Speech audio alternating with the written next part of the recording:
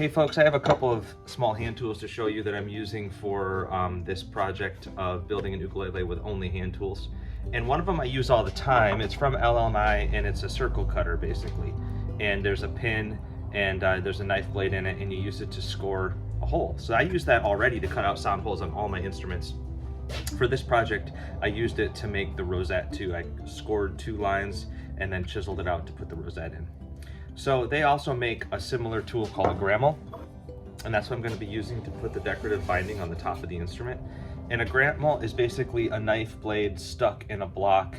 This one happens to be adjustable with a little shaft, but it can be a shop-made appliance, and I think for some of our predecessors in this trade, a shop-made appliance for this would have been normal, just a certain kind of block of wood with a certain kind of knife stuck at a certain depth, and that's what you use.